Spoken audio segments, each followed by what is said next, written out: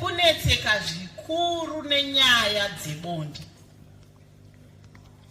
Vana baba, vana mai, vana tese sekaucha yedu yekusataurirana nyaya dzebonde idzi. Tiri kungobatirana mukati, kungosungirana mumasaga sekiti. What I'm talking about when I talk about penetration.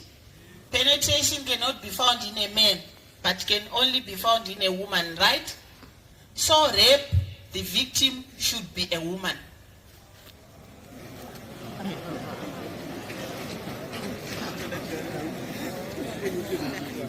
This was the pamtemo muchida musingade naika.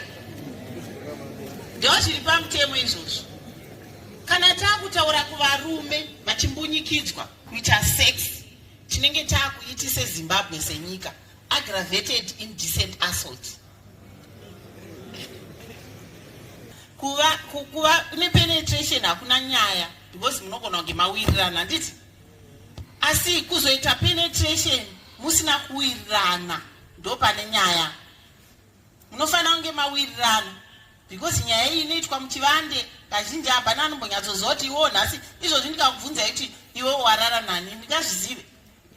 Muchifamba henyu nhasi pane vamwe vatorara vaine vanhu vavarara navo. But we cannot ask you kuti warara nani nekuti zvinhu zvinoitika muchivande naika. Asi kana munhu akuzosvika achiripota kupolice station kuti ini ndakabatwa chibharo nanhingi, zvinoreva kuti anga asingade handiti. Nyaya iri parepu ine consent mukati. Ari kuda here uyu wauri kurara naye?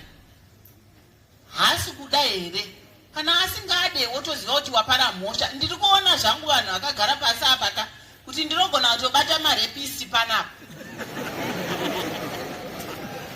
Pane vanhu vakawanda vanogorega vakarepa vakangobata vakomana vakangoitawo aggravated idzodzo. Vasungwa varipo. At the same time, my victims are ripo. Chinowirirana. My victims are ripo. My potential victims are ripo. My potential perpetrators are ripo. Tine zvakare atinoti isusu ma-substances. Zvinhu zvakaita sema-skin lightening creams, ma-body enlargement products, ma-sex enhancers, ma-illicit alcohol beverages. Ndo zvinhu zvatinoita fall under ma-substances. Nokuti umwe munhu anozobvunza kuti epidemic drug here. It's not a drug, but iri under ma-substances.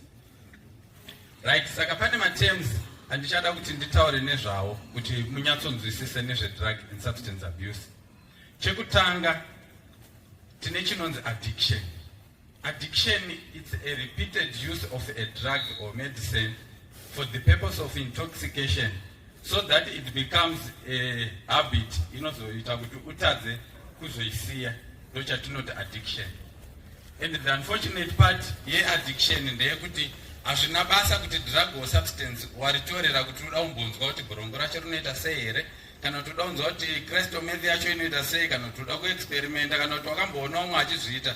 Once watongopinda mazvira uchakwanisa kusiya, ndo yacho yatiri kudefine as addiction. Then tine chinonzi icho drug abuse. Drug abuse is the taking too much of a drug or medicine for the purpose of intoxication outside doctor-patient relationship. And turukuti iwewe hauna flu, hauna chikosoro, asi uri kutora bronchlear uri kunwa nekuti uda kudhamba. Iyoyo ndeyatiri kuti drug abuse. Then tine futi ma-incidents ekuti munhu anogona kurwara nemusoro obva aenda kuna chiremba obva anzi ma-painkillers ayo inwa 2 makuseni 2 masikati 2 manheru. Iyo obva ati musoro wangu nekuti unyanya kurwadza rega ndinwe 3 ka1. I-drug abuse futi iyoyo. Right, tobva ipapo takuda kutaura zve-drug tolerance handiti. Chinonzi drug tolerance inyaya yekuti munhu anenge body yake inenge ya-used to a certain medicine kana kuti substance to the extent yekuti panozodiwa a higher dosage kana kuti chimwe chinhu chiri strong handiti.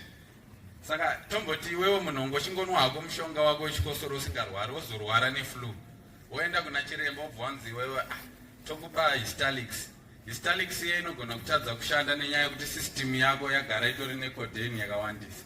saka ukanwa iyo prescription yaunenge wapiwa inoshaya effect nenyaya yekuti body yako yato used to that type of medicine.